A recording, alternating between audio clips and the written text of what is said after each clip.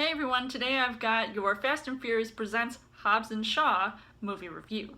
This spin-off movie of the Fast and Furious franchise follows this maybe buddy cop formula where Luke Hobbs and Deckard Shaw originally were enemies, now brought together to take down this one bad guy before a deadly virus gets released. Now, as far as the story goes, while I've been a fan of the Fast and Furious movies since the beginning, since the Vin Diesel, Paul Walker days, and appreciating them for what they are, because as each movie went on, more crazy stunts and plots existed, and this movie is literally no exception because this time it takes you on yet another wild ride which deals with an adventure that involves a seasoned operative and a pair of siblings who usually get along with each other to take out this one bad guy who is sort of like, I don't know, crazy supernatural and has all of these almost inhuman abilities. And I mean, the way this franchise has evolved over time, a lot has clearly changed and has attempted to up the ante once again. I mean, I thought the Fate of the Furious was crazy with that submarine stunt, but this one, I mean, it was on a whole nother level of craziness, and I can't even imagine where they're gonna go from here. I mean, I heard they might end up going to outer space, so we'll see what happens with that. This movie, plot-wise, it felt like your basic action movie plot. So, I mean, I guess you can say it's not exactly original here, but it was still, you know, for what it's worth, enjoyable in that aspect.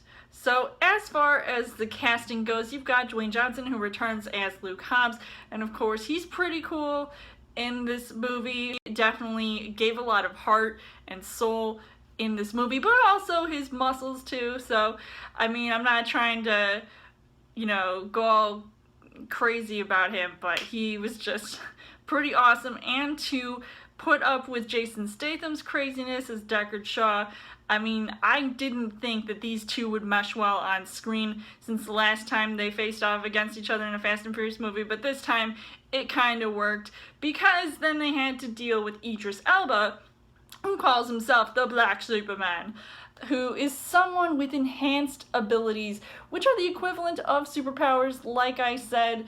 And yeah, he might not have been the most intimidating villain, because I'm pretty sure there was somebody else behind the scenes who I don't even know who it was, but it was just really crazy to see all of the stunts that he did and all of the maneuvers. And you even got Vanessa Kirby, who plays Shaw's younger sister. I was like, wait a minute, I just saw you in the Mission Impossible movie. What are you doing here now? I guess they needed some hot chick in this movie to balance everything out. So the things that I liked about this movie was that it was hilarious throughout, and of course I was slightly expecting it because the trailers kind of made it come off as a comedy, but I literally didn't think it would be as funny as it was.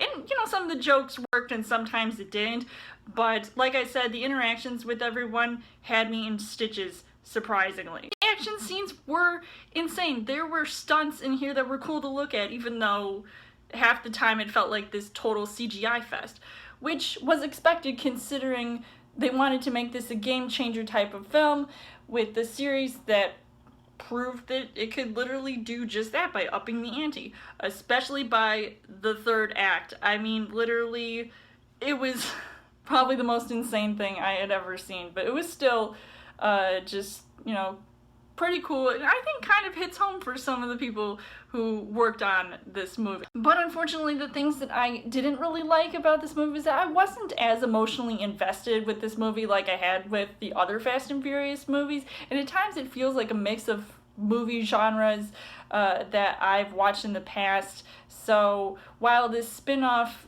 might just be made to be a summer popcorn flick, I mean, it didn't really add much to the overall achievements of the Fast and Furious movies that were created, but it was still just a fun, entertaining, just if you're bored, go ahead and watch this type of movie. But I don't know if they're planning on making any more spin-offs or just going straight back to the original main Fast and Furious series, but we'll see what happens. So overall, I would say that this movie was pretty decent. I mean, it wasn't great, but it wasn't exactly terrible. So I would still kind of recommend it if you're into the Fast and Furious movies. If you want to see a good action movie for the summer, go and see this. You might enjoy it. So I would give this 3.5 hearts on the heart rate scale.